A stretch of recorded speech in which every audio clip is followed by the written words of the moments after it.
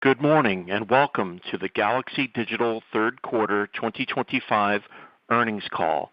Today's call is being recorded. After today's presentation, there will be an opportunity to ask questions. To ask a question, you may press star then one on your telephone keypad. To withdraw your question, please press star then two. At this time, I would like to turn the conference over to Jonathan Goldowsky, Head of Investor Relations. Please go ahead, sir. Good morning, and welcome to Galaxy's third quarter 2025 earnings call. Before we begin, please note that our remarks, including answers to your questions, may include forward-looking statements. Actual results could differ materially from those described in these statements as a result of various factors, including those identified in the disclaimers in our earnings release or other filings, which have been filed with the U.S. Securities and Exchange Commission and on SEDAR+. Forward-looking statements speak only as of today and will not be updated. Additionally, we may discuss references to non-GAAP metrics, the reconciliations of which can also be found in our earnings release. Finally, none of the information on this call constitutes a recommendation, solicitation, or offer by Galaxy or its affiliates to buy or sell any securities. With that, I'll turn it over to Mike Novogratz, Founder and CEO of Galaxy. Well, good morning, everyone. Chris Ferraro would get upset with me if I didn't give you a New York weather report. It is a gorgeous day here in the Big Apple, a great fall day. I couldn't be more excited to be with you. Want to welcome our new friends who are logging in on YouTube. Last time at our conference call, we didn't have enough slots, which was a bit embarrassing, and so we wanted to make sure our story gets out there and anyone who wants to hear can hear. And so thanks for following us. Listen, quarter three was the best quarter in Galaxy's history. And so I show up today with a grin. Problem about running a company is that grin lasts probably for the length of this call, and then my face gets stern and we start grinding. What happened? Listen, we have for 8 years been trying to build a brand of confidence and trust. And Q3, it felt like that all kind of came together, right? We did a gigantic spot crypto trade, which came to us because there are guys in the community that trusted us to move $9 billion of their Bitcoin into cash. That didn't come overnight. That comes from a long time of relationship building and liquidity building, quite frankly.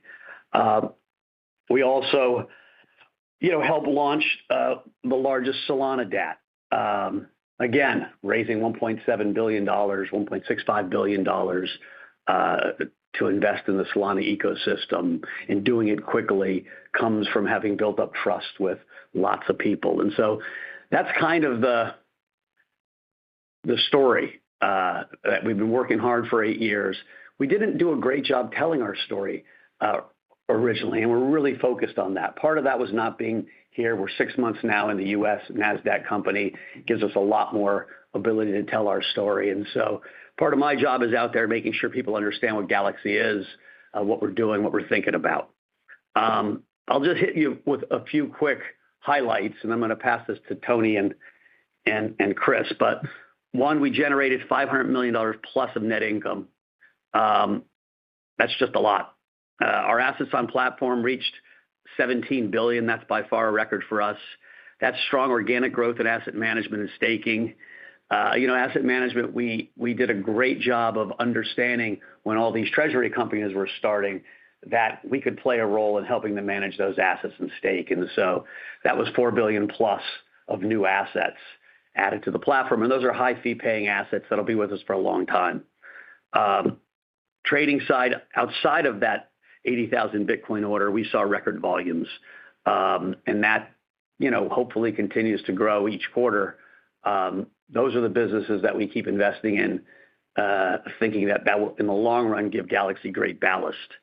Our lending book, which had spent years roughly in that $900 to $1.2 billion, is on the move. We were $1.8 billion and growing. And so I've talked a lot about credit needing to be a key part of the Galaxy growth story, and we are focused on making it so.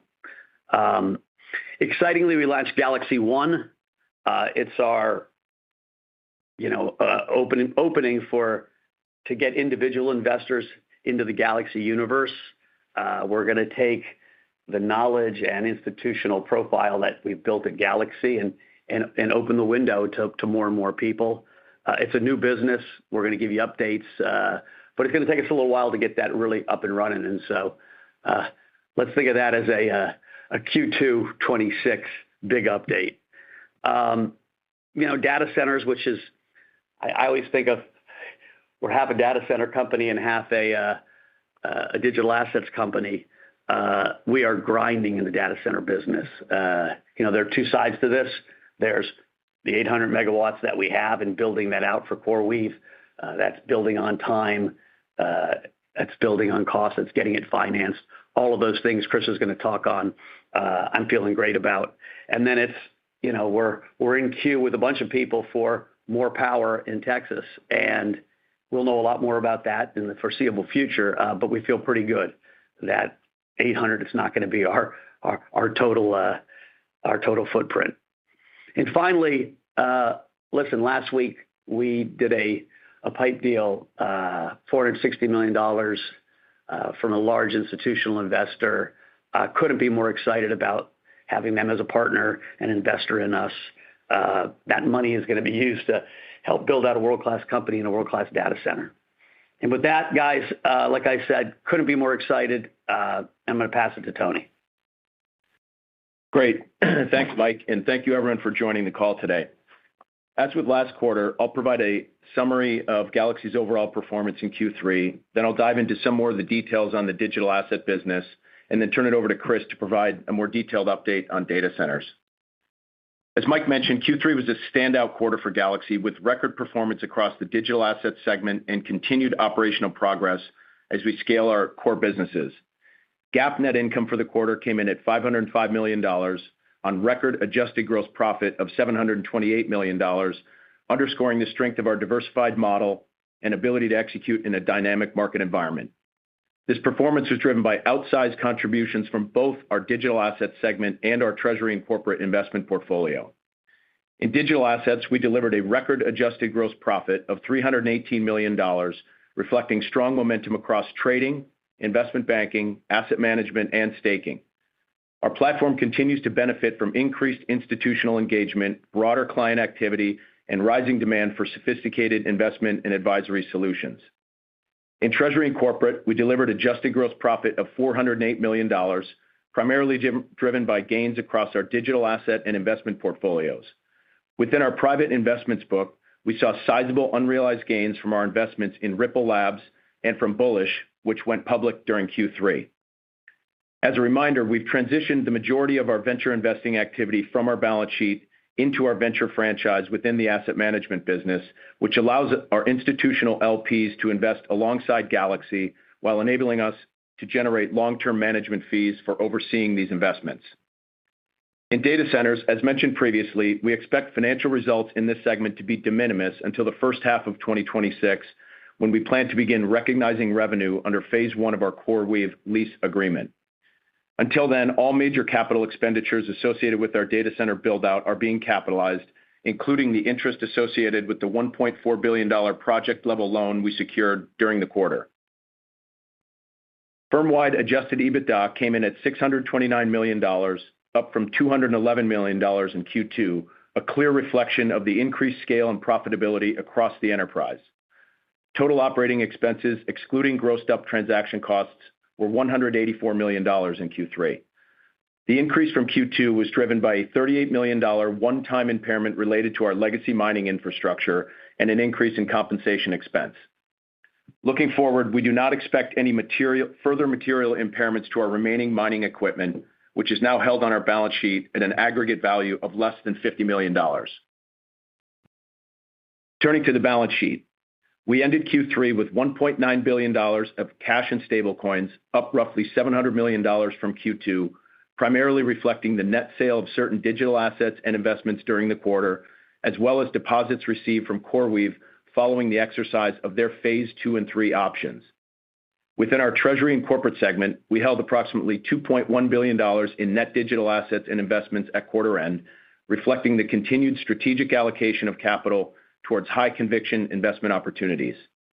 We ended Q3 with $3.2 billion in equity capital, up more than 20% quarter-over-quarter, with roughly 65% allocated to our operating businesses. Over time, we expect the amount of capital allocated to our operating businesses to continue to increase as we scale across both digital assets and data centers.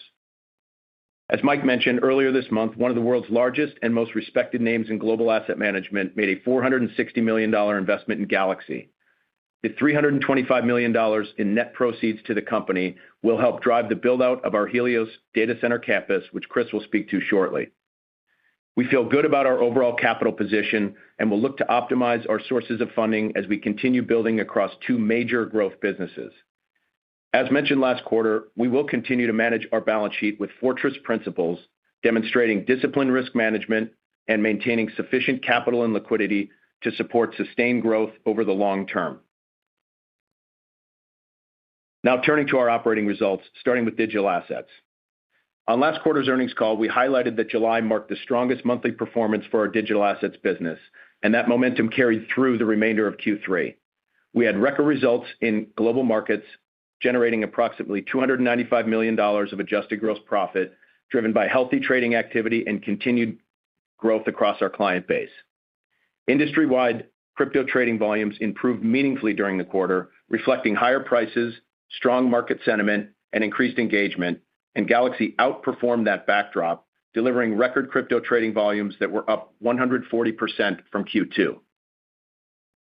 As Mike mentioned, this included the sale of over $9 billion of Bitcoin on behalf of a single client and one of the largest notional Bitcoin transactions ever completed, underscoring our ability to deliver complex transactions at scale with limited market impact. In our lending business, as Mike mentioned, our average loan book grew to over $1.8 billion in Q3, driven by new clients and market appreciation. A shift in mix caused some net interest margin compression during the quarter, and as the crypto lending market evolves, we will continue to maintain prudent risk standards and explore strategies to efficiently fund this business with a focus on supporting long-term scalability.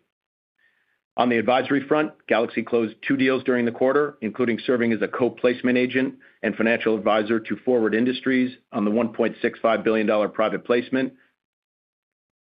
And this deal highlights the strength of our advisory franchise and our growing role as a trusted partner for institutional clients navigating this market.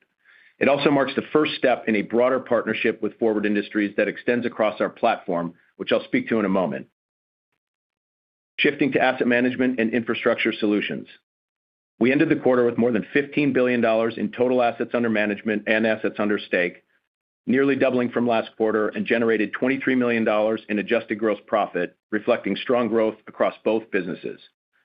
Assets under management grew to approximately $9 billion this quarter, reflecting strong net inflows of roughly $2 billion across both ETF and alternative strategies. This momentum was driven by continued adoption of our digital asset treasury solutions, which with Galaxy being selected as the manager of choice by several companies in the space. Winning these mandates reflects our deep experience managing across market cycles and navigating volatility to deliver strong, risk-adjusted returns, reinforcing our position as a trusted partner. These mandates also represent a meaningful shift in the profile of our asset management business to more strategic, long-term capital that generates recurring, durable revenue streams. The asset management business is now firmly run rate profitable, giving us a solid foundation to continue investing in order to expand the platform and broaden our reach. Turning to infrastructure solutions, our assets under stake more than doubled quarter-over-quarter to approximately $7 billion, with growth being driven largely by digital asset treasuries and our custodian integration strategy. Through these integrations with leaders across the custody space, including the custodian for the majority of U.S. crypto ETFs, we positioned ourselves to serve institutional clients at scale and enable our staking services to reach a much broader audience. Stepping back, Q3 served as a sort of activation of the flywheel across our multiple digital asset businesses. This is an exciting development and notable marker of the continued maturation in Galaxy's business model. A clear example of this flywheel is our work with digital asset treasury companies. What began as an emerging opportunity earlier in the year has evolved into a multi-channel business line with mandates across some of the largest publicly traded holders of digital assets. This includes supporting clients with initial capital raise through our advisory business, then leveraging our network to provide operational support and connectivity to key service providers to ensure a successful launch. It also includes working closely with treasury teams to implement institutional-grade yield strategies aligned with their objectives, spanning staking, lending, trade execution, asset management, and other on-chain opportunities, all within a disciplined, risk-managed framework. Our partnership with Forward Industries is a case in point. In Q3, we announced a strategic investment alongside Multicoin Capital and Jump Crypto in Forward's Solana-based treasury initiative, the largest of its kind to date. We supported Forward's private placement through our advisory business, assisted them with execution and deployment of the proceeds, became the sole asset manager of all their treasury assets, and helped launch their validator on the Solana blockchain. Collectively, our digital asset treasury mandates have added more than $4.5 billion in AUM and AUS to Galaxy, and at current market prices, we expect the annual recurring fee revenue associated with these mandates to be more than $40 million. This is exactly the kind of institutional-grade solution Galaxy is uniquely positioned to deliver, leveraging our expertise to build long-term partnerships and generate durable, recurring revenue for the franchise. Shifting to innovation, a couple things to highlight.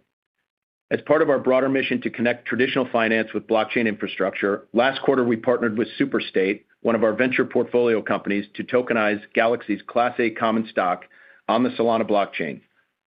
As noted in our press release from September, these on-chain shares are not a synthetic representation of ownership. They're fully SEC-registered securities with the same legal and economic rights as our traditional shares. We believe this event marks a meaningful step towards modernizing capital markets, serves as a proof point for how traditional markets and on-chain infrastructure can connect, and positions Galaxy at the forefront of that evolution. We will continue to work with regulatory agencies and leading financial institutions to explore new opportunities to broaden and expand tokenization in the coming quarters. On artificial intelligence, we're not just building one of the newest, largest, and most advanced data centers in the world. We have bought into the promise of AI and the impact it can have on our overall company. Over the past year, we've integrated AI across nearly every function at Galaxy, from engineering and technology to finance and operations to trading and risk. Our employees are now using AI tools on a regular basis, and productivity gains are materializing. In particular, areas like agentic coding are seeing step-change improvements, giving us the confidence that continued investment in these tools will have compounding productivity benefits down the road. Looking forward, AI won't just streamline how we operate, it will redefine how we serve clients, innovate faster, and compete at scale.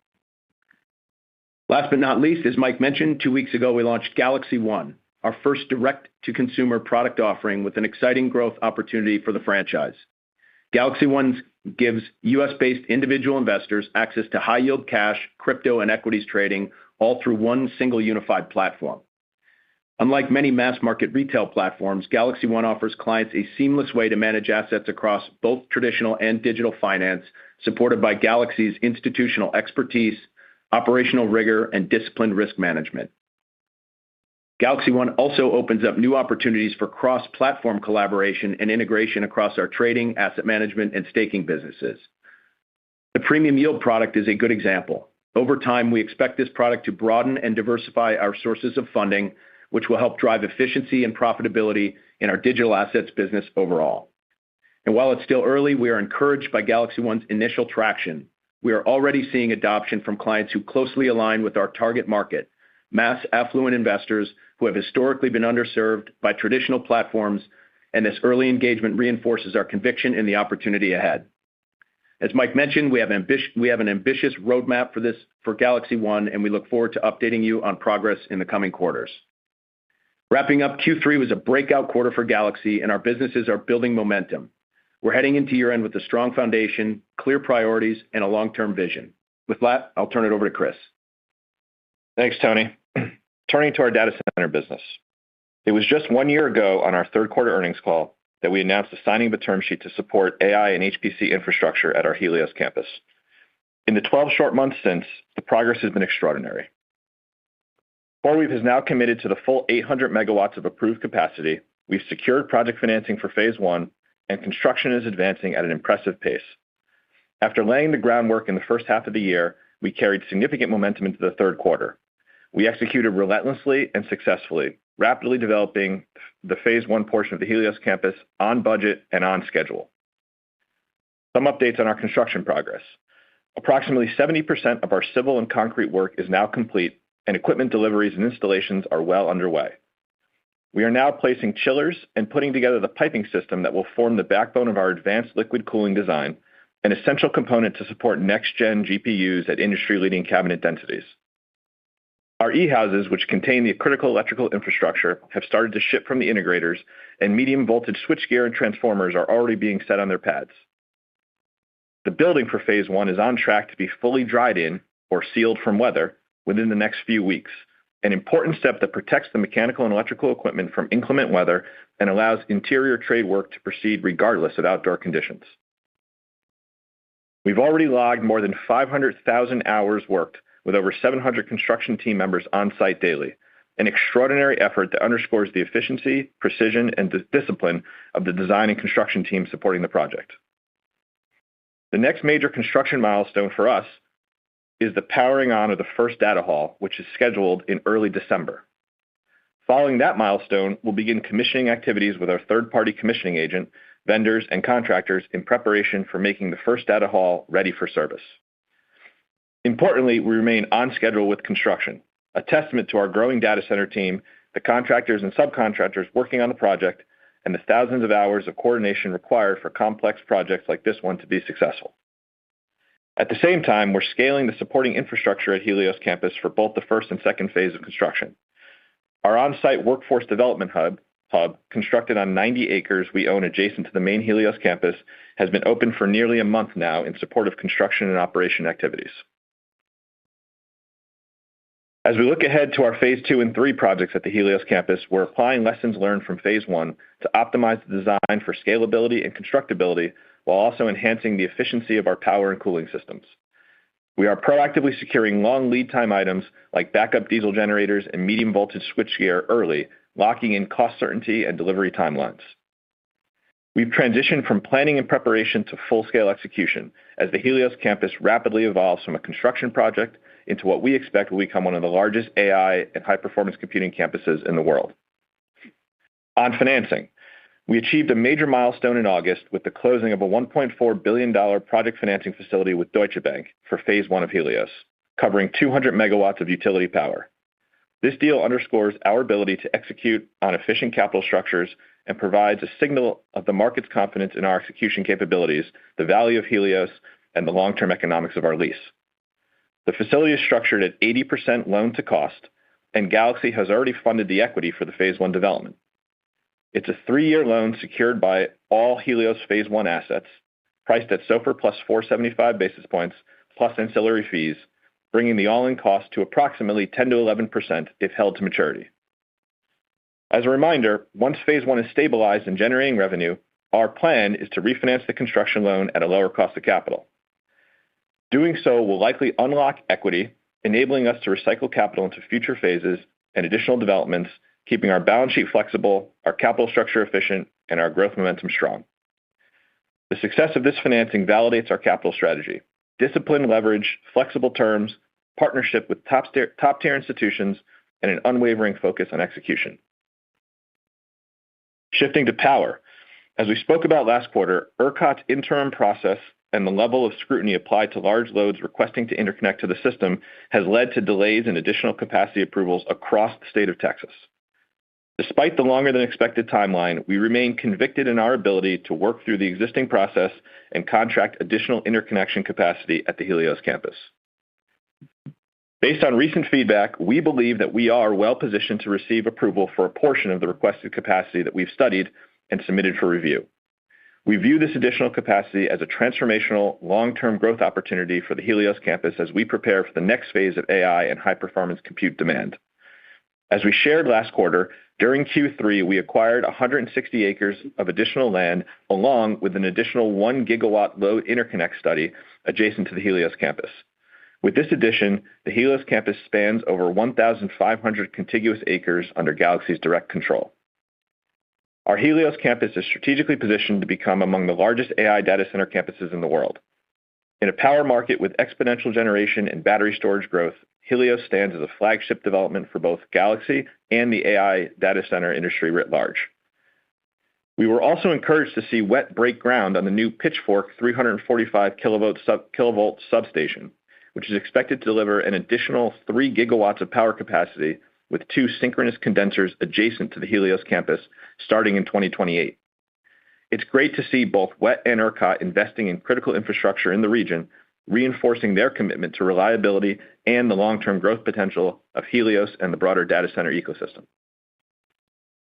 Across our data center business, we're continuing to thoughtfully and strategically add world-class talent with proven expertise in engineering, construction, and operations to our data center business. In the last few months, we've made key hires from some of the largest hyperscalers in the world across the engineering, construction, and operations verticals of the business.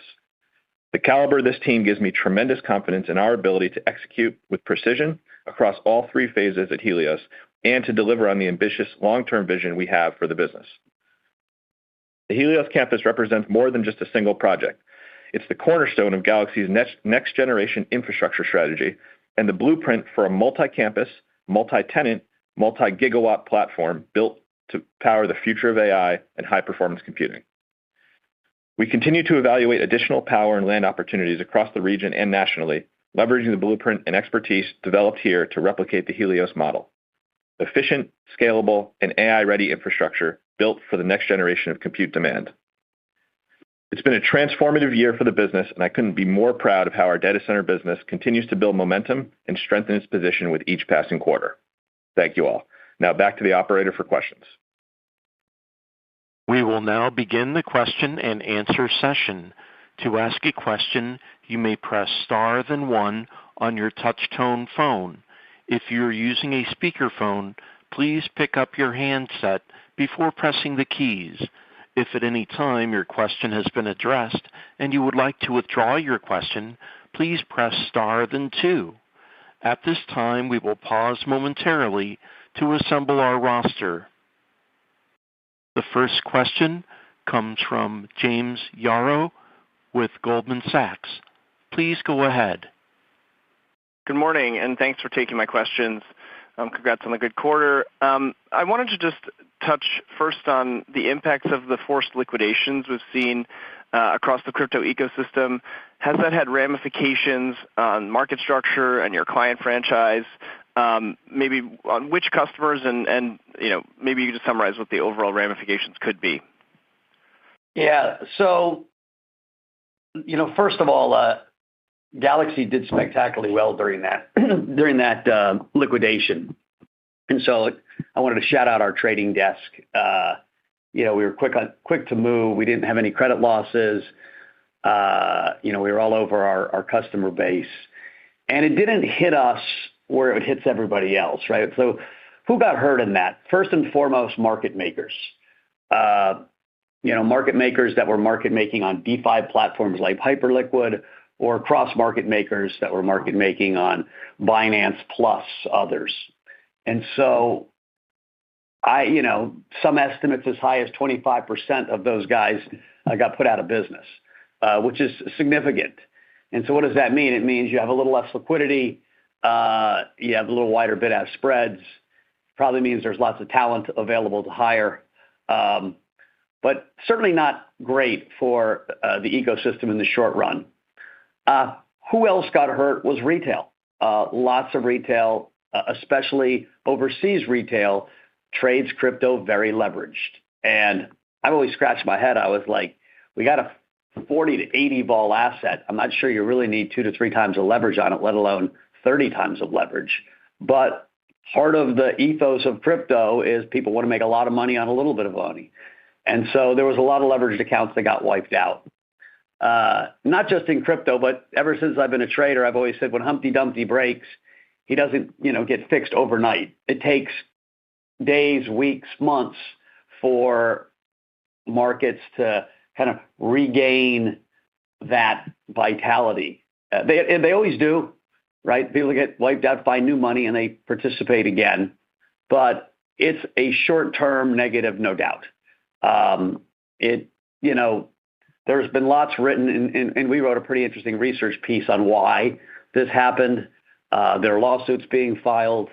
But, when you have a significant deleveraging like that, there's both opportunity and there's short-term, pain. And I think that's what we're going through. And you see the crypto price, roughly trading sideways.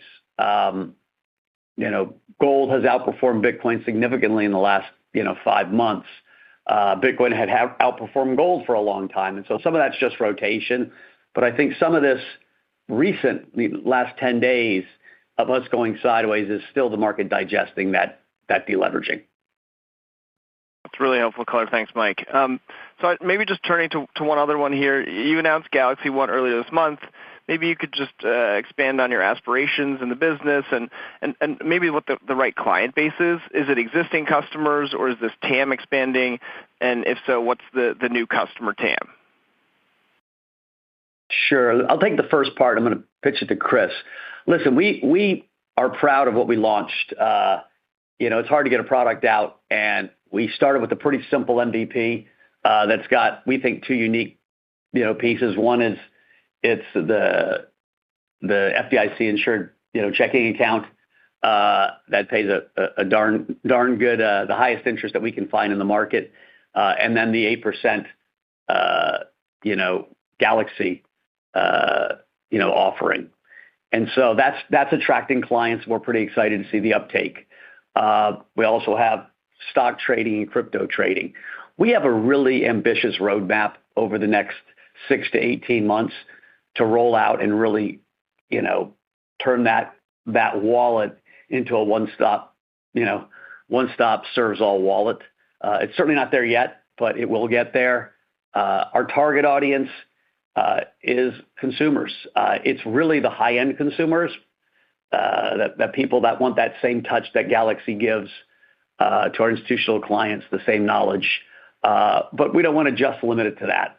And so we built it with the high-end consumer in mind. But, the crypto ethos is everyone should get the same access to investing. And so I would, I'd kick myself if I didn't hope that at one point we're serving a whole lot more customers than just the high-end consumer. Yeah. The couple quick things I'll add. I mean, the ethos behind launching Galaxy One on the consumer side is meant to capture the entirety of a consumer's wallet from an investment portfolio perspective. And so what we're going to aim to do, what we started to do, we're going to aim to do is add products that help broaden out where a high net worth consumer can invest their wealth, hold it and store it, see it every day, and as frictionally as possible, reallocate and move it around across traditional investments, equities, bonds, newer investments, digital assets, and cash management. By the way, that's a long-term roadmap for us on the institutional side as well. And so when we think about where Galaxy's business writ large on the digital asset side is going to go, the plan is to little by little, so start with digital assets, but little by little encroach upon all traditional financial services where we can all in one place give clients access to all the assets they own. As Mike said, the target user base on Galaxy One is definitely different than what we've served historically. So it's a TAM expanding opportunity for us. Early traction for us seems to be hitting the mark with the kind of customer that we want. Some quick stats: the average net worth of Galaxy users onboarded today is a little over $2 million. Average annual income is about $340,000. And so we're not today targeting what I'd say low dollar balances, high leverage, short duration option trading, short-term day trading. We're really trying to target a customer base that has historically been underserved, but has traditionally been the highest profitable customer segment of most consumer platforms. Consumers that earn money, have wealth, and want to store and allocate it. Extremely helpful answers. Thank you so much. The next question comes from Patrick Moley with Piper Sandler. Please go ahead. Yes, good morning. Thanks for taking the question. So shifting to the data center business and the 2.7 gigawatts that's currently awaiting approval, you said that you expect to get approval for that somewhat soon, I think. Any update on the timing there and how large any tranche that were to get approved would be. And then, just generally curious what sort of inbounds you've been getting on the potential for that incremental power. How has demand been there? What have those conversations been like? Thanks. I'm looking at Chris, and he's looking at me. These are tricky questions. We're not going to know until we get approval, is the honest answer. We see lots of good signs that point to an optimistic outcome, but predicting the date is probably a fool's game, because if we're wrong, we're going to look foolish, and if you're right, you're going to so they already told us that. Texas got a little overwhelmed in the last 12 months with how many people have put in for approval. There were stats out today that are kind of shocking at how many applications went in. Now, a lot of those applications didn't have studies and they weren't really threats to short-term approval. But again, I'd say that in the near future, you can define that however you want. But again, I wish I could give you a better answer, but that's where we're at. Yeah, the couple of things I'd add. What gives us higher confidence these days is all the major constituents and stakeholders who we are partnered with down there in terms of getting approval, but implementing interconnect. And so it's not just ERCOT, it's WET, it's also AEP, our utility partner there. All three are extremely active with us specifically today, finalizing the studies that have been in place for us for over 18 months now, and things are progressing at a faster pace today than they had been earlier in the year. So those are the data points that give us some pretty good comfort. But as Mike said, ERCOT and Texas are going to take the requisite time to make sure that they're not taking on loads that are going to destabilize the grid. And frankly, there's a really, really large number of ill thought out, not planned, not studied loads that have tried to get into the queue. That the good thing is they're very focused on weeding that out and working with the folks who have demonstrated that they actually are going to deliver capacity when they say they're going to deliver, that's operating and at a load that they say they're going to. To hit your other question really quickly, what do we see on the demand side? I would say positive traction on that front. There are increasing proactive reach outs to us from very large customers, in addition to our current partner CoreWeave, who all want to know when are we getting approval for how much and over what time period. And that is a very helpful thing to see when thinking about very long-term big product decisions on potential incremental capacity that would be coming on in 2028, 2029 and forward. So I think that the demand profile for our power has continued to remain there and grow, which is really good sign as we're getting towards the point where we feel like something's really going to happen. Okay, thanks. That's great color. And then just to follow up, Chris, you mentioned the plans to eventually refinance, and that would unlock some capital. Any idea how much capital the refinance could unlock that could potentially go to future build outs? Just wondering how to think about that in our model. Yeah. So we do have a pretty strong expectation that there will be opportunities once we hit stabilization. Stabilization meaning we've delivered 100% of the data halls ready for service and they're up and running and CoreWeave is paying rent. We do believe there's going to be opportunities to relook at the financing structure at that subsidiary for phase one, and do something kind of cool. The way to think about it today, and look, the specifics on what that's going to look like on the forward here, so think about that Q3, Q4 of 2026, is it's a little unknown because the market is pretty dynamic and changing, right? The views of the AI boom and its sustainability are changing every day. The views of CoreWeave's credit profile, which lenders are very focused on in addition to Galaxy's credit profile, are changing and getting better by the day on both fronts. And so the ultimate outcome is really going to be a function of where we and CoreWeave and the markets are then.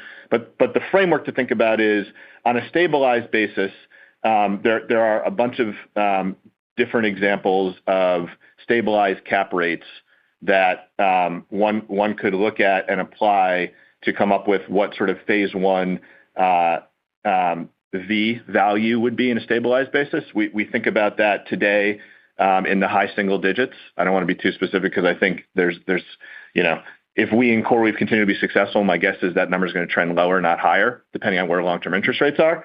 But if you think about a high single-digit cap rate as value, which is different than cost significantly in our case, given the economics associated with the lease, then we think about applying like a loan to value as opposed to a loan to cost in that refinancing situation. And that will imply a pretty significant opportunity to refinance at bigger numbers, which should unlock, multi-hundreds of millions of dollars of equity.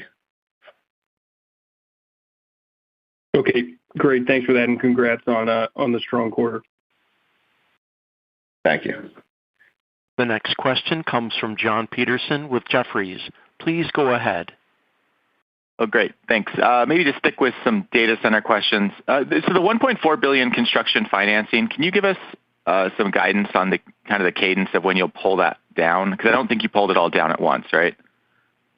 Yeah, no, we have not. We're not pulling it down all at once. We actually pre-funded the equity on our end because as we were bringing the financing together, the project needed to continue, which is how we think about capitalizing Galaxy. Just to step back real quick, is ensuring that we have adequate capitalization to not only support the projects at their stabilization, but adequate capitalization early so that we can lean in, build on time, on budget, and use that to get the best kind of financing. So we pre-funded equity.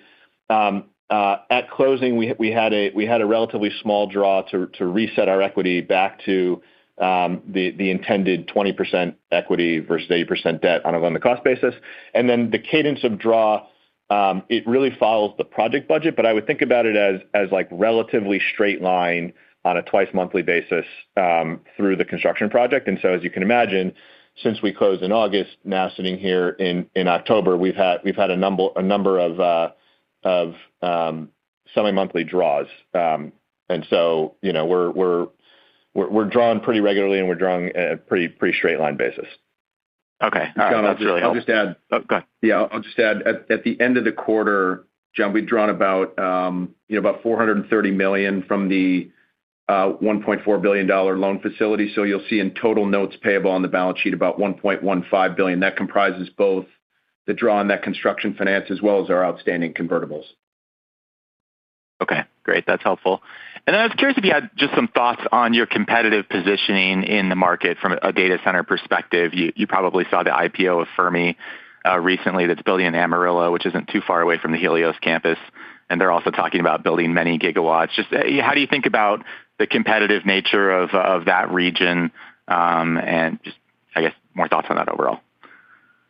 It's a great question.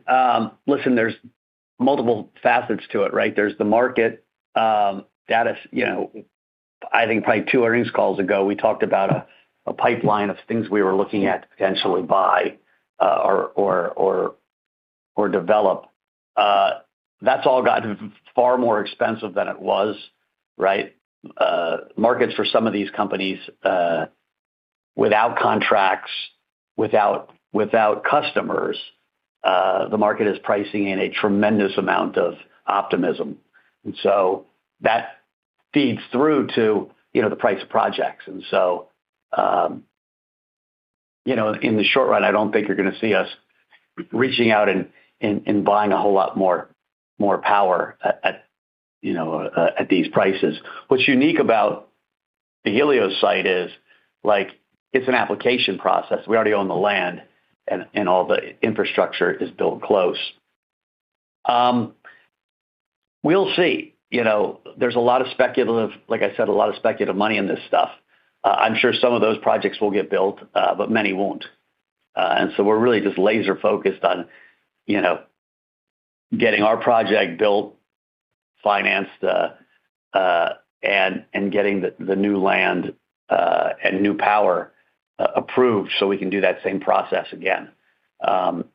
We're in the market every day looking at things, talking to people, trying to understand the landscape. But there's a gold rush going on. And so you got to be very careful during gold rushes that you build in smart places at the right price. Yeah. And the other thing I'll add is I think the thing that's underrated heavily in the market today or undervalued is actual execution, right? And so, it's relatively easy to sign and pass pieces of paper with big numbers on them and sign deals with big numbers on them. I think the most important thing for us and for long-term actual customer demand is not only can you acquire access to power and acquire land, but can you actually build on time and on budget? And I think that's pretty underrated and pretty underappreciated today in the market.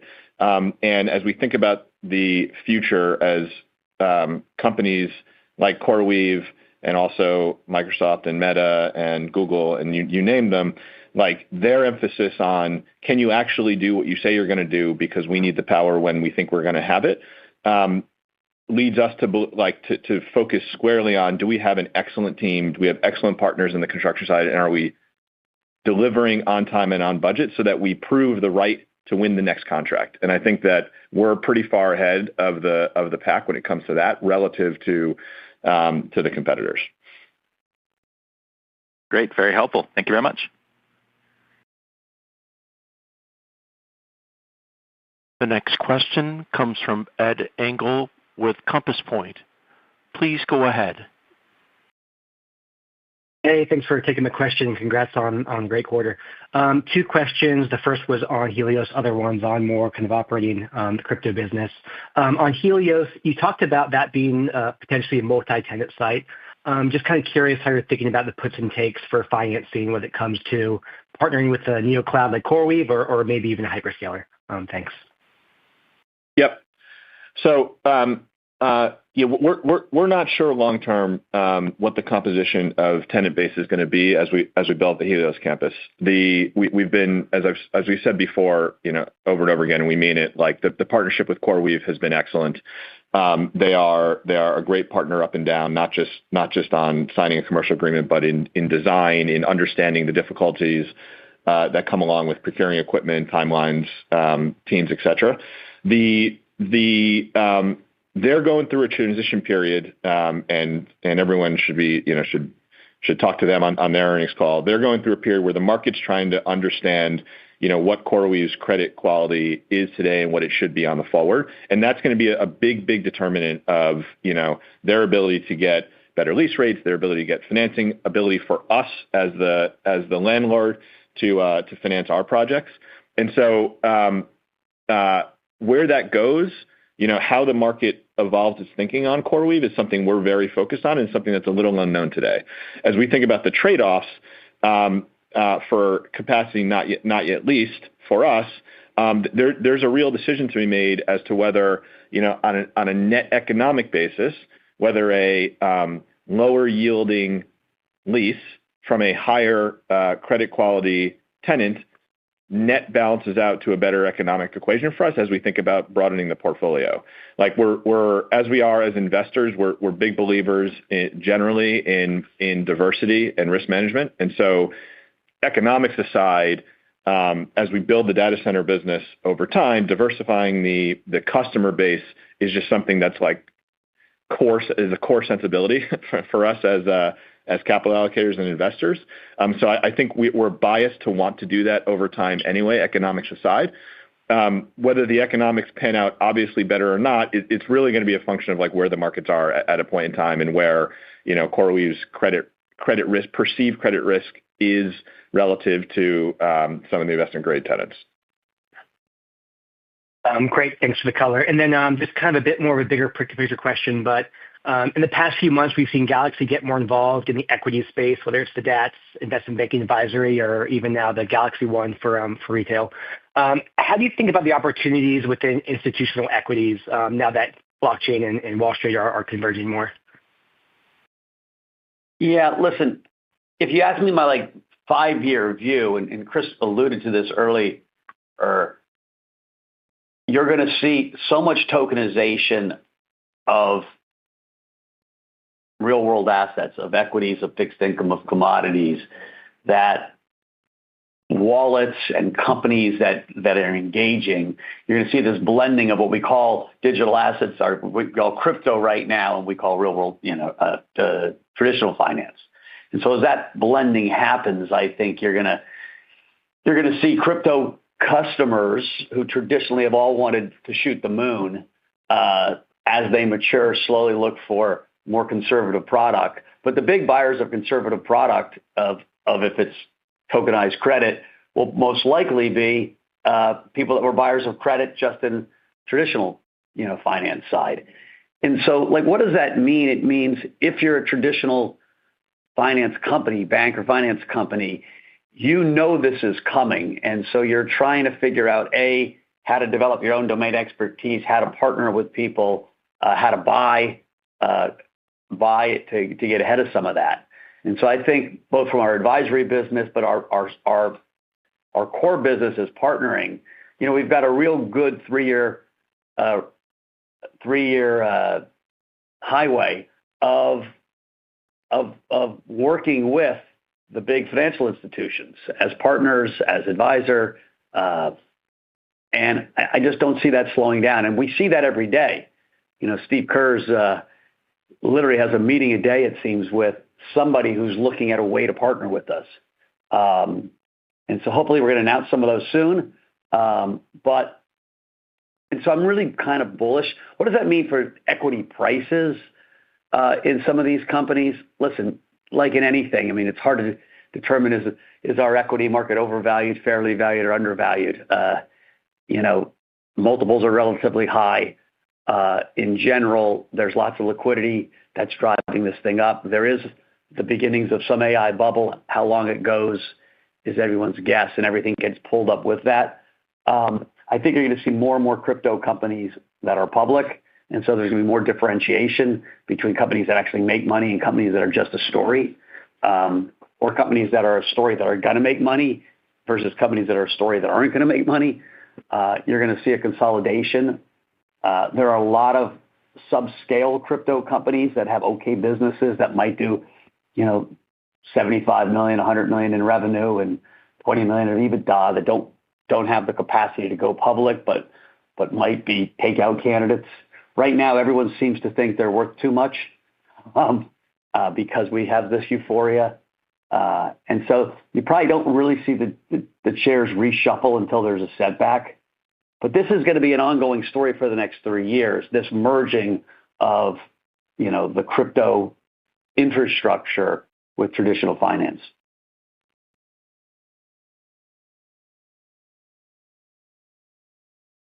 Was there a follow-up, Mr. Engel? No, yes. Thank you. The next question comes from Devin Ryan with Citizens. Please go ahead. Hey, thanks so much. Good morning, everyone, and appreciate you taking the questions here. I just want to touch on the digital asset treasury opportunity. Galaxy just is uniquely positioned here with both a combination of your expertise, but also just the breadth of services across capital raising and asset management and trading. So love to just get a little more sense of the demand you're seeing right now from groups that want to launch a strategy, how much you want to be a part of that. I suspect you're being still very selective here. And then I also appreciate it's going to be lumpy, but just want to get a sense of how sustainable you think this trajectory is. And just as you think about kind of the bigger picture for Galaxy, how much larger could it be just as some of these DATs, you probably raise, tens of billions of dollars of capital potentially in the coming years? Thanks. Listen, I think we're on the tail end of issuance. There's a few more coming down the pipeline, but most of the bigger ecosystems have established themselves, right? You've got a few big Solana DATs, you've got a few big Ethereum DATs, you've got a bunch of Bitcoin DATs. There doesn't seem to be a lot more room in those, at least in those three tokens, which are the three biggest tokens in the ecosystem for more. There's a hyperliquid DAT that hasn't officially started trading yet, but has been raised. And so I think we're on the tail end. the large question is how big can some of these things grow, right? We saw MicroStrategy, and hats off to Michael Saylor, grow far, far bigger than everyone ever expected. Bitminer right now, the Ethereum DAT that Tom Lee spearheads, is having that same kind of excitement and growth. And, I think I looked at it this morning, it was still 145% premium, raising equity every day, buying Ethereum. And so we'll see. Some of these are going to trade at discounts, and there'll be some consolidation. Net, they're very good for the ecosystem in general. They brought a whole lot of new investors into crypto. And I think they will evolve to be big investors, if it's, staking assets or even investing in venture, platform companies around their major, token. And so in some ways, they're a supplement or even a replacement of the traditional foundation, which got set up over in Switzerland because of regulatory reasons. And, it's a little too early to see exactly what they become, but I think that's the optimistic view. Got it. Thank you. Just a quick follow-up here on the lending book. As you mentioned, it's on the move, $1.8 billion now, and I know it's important for a number of your clients. Can you talk about where the demand is coming from right now, and then just how you think about capacity for growing that from here? Yeah. So the demand, I would say, is pretty broad-based and pretty similar to what it's been historically. Like for us, we sit in the middle of the institutional market. We have both end customers who are borrowing cash and crypto largely to make their positions more capital efficient. So putting on reasonable leverage into their positions. We also face we'll call market makers, and so participants who borrow coin and cash for working capital effectively to make markets. And then finally, there's an interdealer market where the dealers borrow from one another to fulfill their customer demand. That one is a steady state piece of business, but less interesting to us. So what we have always been focused on, and what we just have started nailing with lower cost of capital and therefore ability to provide better structures for clients, is really delivering lend, borrow, and locate of assets for our institutional trading clients of the firm who want to augment their trading on what has historically been really a fully funded basis in crypto historically. So that's the prime focus of the business. That's where I think it goes. We have been focused on, and the market is still lacking a more automated margin-based financing sort of prime brokerage system that allows institutions to, in a more automated fashion, access capital as they trade with leverage constraints, et cetera. We have been building that. We have actually rolled it out on a preliminary basis to a small number of clients. And we're going to do that very slowly because inherent in that is a ton of risk on the system side, on the price action side that we're just not going to take in size until we're comfortable with it, until the market is ready to have it. And so that's what I think longer term we're building on. That's will be a big driver of very fast growth of the loan book, assuming the financing is there for it. But that's how we think about the lending business today. The one area that I didn't hit on, and you don't really see in the numbers at all today, that we think is very interesting, though, is our business historically has really been off-chain with clients. And there are nascent pools being built on-chain for financing, secured financing, and in some cases, undersecured or unsecured financing on-chain. We take that market is very nascent. We take that opportunity very seriously, though. And so I could see a future where our financing and lending presence doesn't manifest itself purely in our loan book growth, but also manifests itself in our infrastructure and technology building where we provide access to a much broader base of on-chain financing that will be a pretty serious player in. So we're very focused on that as an opportunity. That's great. Thanks for all the color. Appreciate it. The final question will come from Martin Toner with ATB Capital Markets. Please go ahead. Thanks so much. Good morning, everyone. So if I take your performance in digital assets this quarter, I annualize it, I put a multiple on it, it implies it's worth a lot. How sustainable are these results in your view? Listen, crypto is a really volatile asset class, and I think you're going to continue to see at least part of our results trade with that volatility. Right? Our balance sheet, we try to maneuver our balance sheet, have less of it when we think the market's going down and more of it when the market's going up. That's a difficult game. We do it better than most, but we're certainly not perfect at it. So I think you'll see a correlation of our treasury or our balance sheet assets, with the market itself. And the digital assets business side, right, the enterprise business, still has some correlation, because if the price of crypto goes down, the fees we make in lots of our asset management projects go down, often volumes go down. And so crypto's not mature enough yet that you'll have if it's the S&P up or down, it doesn't really stop Morgan Stanley or Goldman Sachs from having good quarters or bad quarters. We're still going to be a little bit correlated to crypto.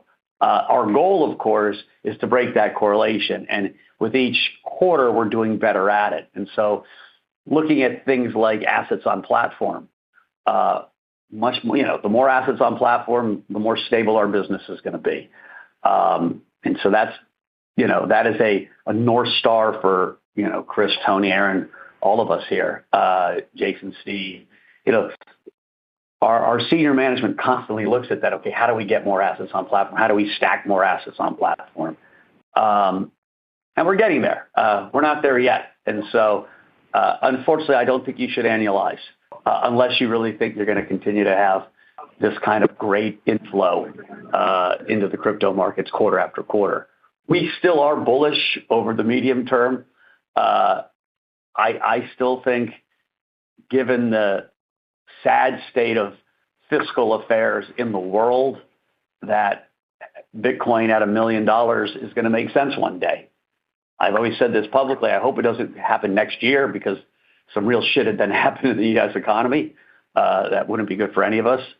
But I think we're going to see a slow debasement of fiat currencies, which is going to benefit the space that we're in. And so I guess that's the real, just straight up honest answer. We try every quarter to make this business better, and we're going to keep grinding away at that. That's great. Thanks, Mike. If I can give you one more, do you think you can do GPU as a service at Helios with some of the capacity, and are you thinking about it? Sure. So I think technically the answer is yes, we could do that. Are we thinking about it? The answer is no. And the two reasons why are, one, I think there are really good companies like our partner CoreWeave who have built layers and layers of technology, and NVIDIA themselves, who have built layers and layers of technology on top of just owning raw chips that are really value add and really get the most out of what are increasingly complex GPU clusters. That expertise we have not invested in yet. We don't have in-house, and I think it would be naive to think we would just start doing that by buying GPUs. The other thing, given that, the other math lesson for us is we're not confident in what useful life of GPUs are ultimately going to be, and the cycles of GPU efficiency are pretty nascent still. And so we like very much investing in long-lived infrastructure that we understand useful life of, and we don't quite yet understand what useful life of GPUs are. And so the business model around return on capital on GPUs, particularly if you're not you haven't added real expertise and real value add, I think is a really challenging thing to decide to do. So we're not thinking about it. Great. Thanks for taking the question.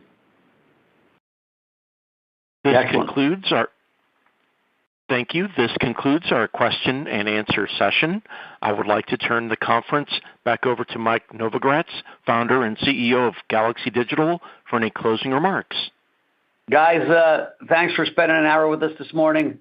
I hope you hear from the tone. We're excited about the opportunity ahead of us. We're charged up about our third quarter, but we're already a month into the fourth. And so we understand our job here, and we're going to work hard for you guys. So stay tuned.